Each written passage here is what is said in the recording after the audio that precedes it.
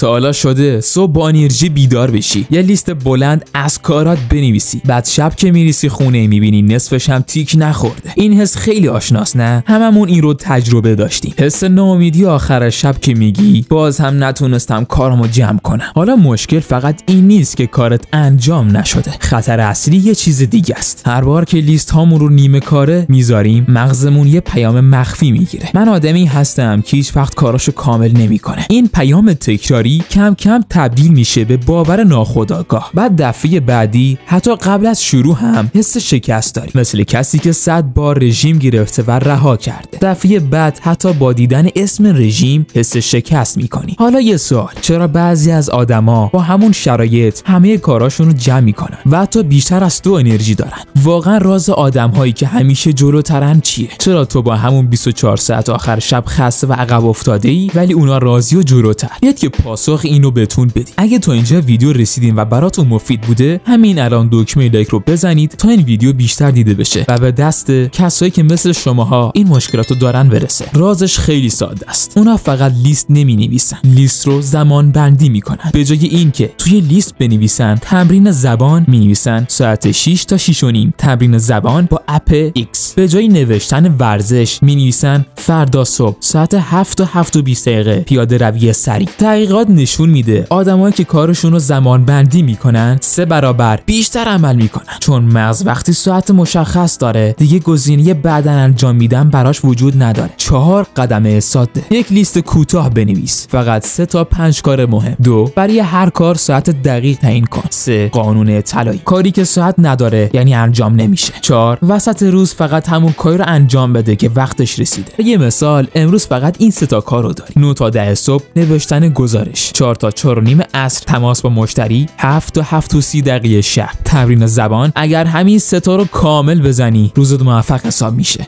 پس مشکل این نیست که لیست مینویسی، مشکل اینه که لیست بدون ساعت فقط یک کاغذ تزیینیه. لیست کارتو از یه دفترچه بی‌ارزش تبدیل کن به یه موتور اجرایی. همین هفته این روش رو امتحان کن و ببین چقدر فرق میکنه. یک سری نکات عملی و مهمتر وجود داره که توی پیج اینستاگرام خودم اینها رو گفتمه که اونجا آموزش‌های ویژه‌تری رو براتون میذارم. توضیحات مهمی اونجا وجود داره و مفیده که لینکش توی توضیحات همین ویدیو وجود داره. پس یادت بمونه لیست زندگیت ثابته اما زمانت نه.